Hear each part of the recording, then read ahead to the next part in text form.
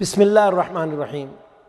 رب کعبہ کی قسم، میرا یہ ایمان ہے اور آپ سب کا بھی یہ ایمان ہونا چاہیے کہ امت کی ساری مائیں مل جائیں، ان کی محبت، ان کی شفقت، اور امت کے سارے باپ جمع ہو جائیں، ان کی محبت، ان کی شفقت۔ نبی اکرم صلی اللہ علیہ وسلم کی جو محبت ہے اپنی امت سے، ان سے بہت زیادہ ہے۔ آپ صلی اللہ علیہ وسلم اپنی امت سے بہت زیادہ محبت فرماتے ہیں، اور اس کی شہادت اللہ رب العالمین نے قرآن کریم میں بھی دی ہے، ایک جگہ نہیں کئی جگہ۔ قرآن کو کھولیے، سورہ توبہ کو دیکھیے، آخری آیات کیا ہیں؟ اللہ رب العالمین خود اس بات کی شہادت دے رہے ہیں۔ کیا فرمایا؟ لَقَدْ جَاءَكُمْ رَسُولٌ مِّنْ أَنفُسِكُمْ عَزِيزٌ عَلَيْهِ مَا عَنِتُّمْ حَرِيصٌ عَلَيْكُمْ بِالْمُؤْمِنِينَ رَءُوفٌ رَحِيمٌ۔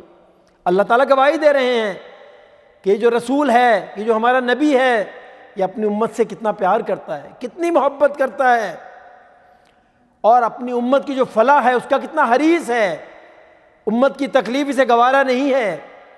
یہ اللہ شہادت دے رہے ہیں قرآن کریم میں۔ اور اللہ کون ہے میرے بھائیوں؟ ہمارے خالق، ہمارے رازق، ہمارے مالک، عرش عظیم کے مالک اللہ، وہ گواہی دے رہے ہیں کہ ہمارا نبی اپنی امت سے کتنی محبت کرتا ہے۔ لیکن یہی نبی، یہی رسول، یہی پیغمبر اپنے ان امتیوں پہ انتہائی غضبناک ہے۔ کن امتیوں پہ؟ جو اذان کی آواز سن کر مسجدوں میں نہیں آتے۔ اور اس بارے میں کتنی احادیث مبارکہ ہیں، اس میں سے ایک حدیث وہ ہے جسے امام بخاری رحمہ اللہ تعالیٰ نے بیان کیا ہے، اور آپ صلی اللہ علیہ وسلم کے بڑے پیارے ساتھی حضرت ابو ہریرہ رضی اللہ تعالیٰ عنہ اس حدیث کے راوی ہیں، اور روایت کرتے ہیں کہ آپ صلی اللہ علیہ وسلم نے ارشاد فرمایا، والذی نفسی بیدہ، قسم اس ذات کی جس کے قبضہ قدرت میں میری جان ہے۔ اللہ اکبر۔ آپ صلی اللہ علیہ وسلم قسم کھا رہے ہیں، اور قسم کیوں کھا رہے ہیں؟ علماء امت فرماتے ہیں آپ نے اس لیے قسم کھائی کہ بات امت کے دل و دماغ میں اچھی طرح راسخ ہو جائے کہ بات معمولی نہیں، بڑی ضروری ہے، بڑی توجہ طلب ہے۔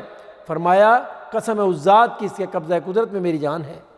اور آگے کیا فرمایا کہ میں نے اس بات کا پکا ارادہ کر لیا ہے، عزم کر لیا ہے کہ میں لوگوں سے کہوں کہ وہ لکڑیاں اکٹھی کریں، اور اس کے بعد ایک شخص سے کہوں کہ وہ اذان دے، اور پھر میں دیکھوں کہ وہ کون سے مسلمان ہیں جو اذان کی آواز سن کے مسجد میں نماز ادا کرنے کے لیے نہیں آتے، اور پھر میں کیا کروں گا؟ میں ان کے گھروں کو جا کر ان لکڑیوں کے ساتھ آگ لگا دوں گا۔ بھائیو، بات معمولی نہیں۔ اتنا شفیق اور مہربان نبی اگر اپنے امتیوں کو زندہ جلانے کی بات کرے تو اسے معمولی نہ جانے۔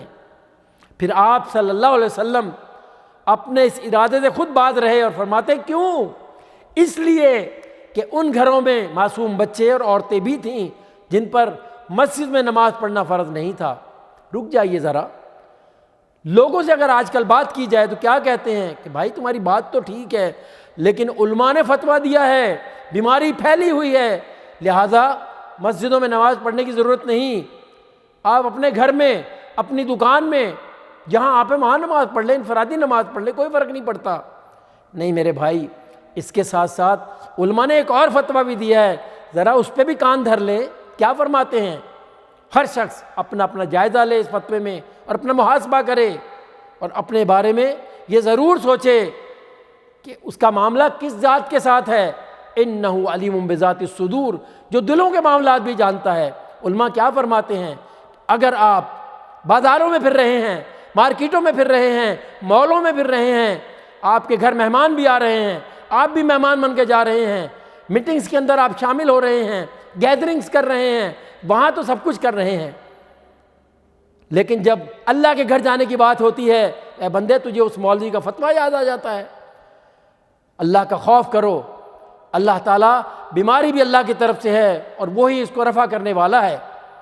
اللہ تعالیٰ کی بارگاہ میں دعا ہے جو صحیح بات بیان کی گئی اس پہ عمل کی توفیق عطا فرمائے۔ وآخر دعوانا ان الحمدللہ رب العالمین۔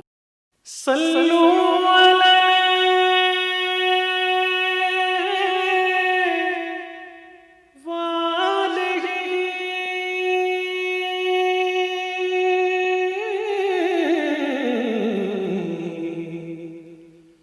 صلو علیہ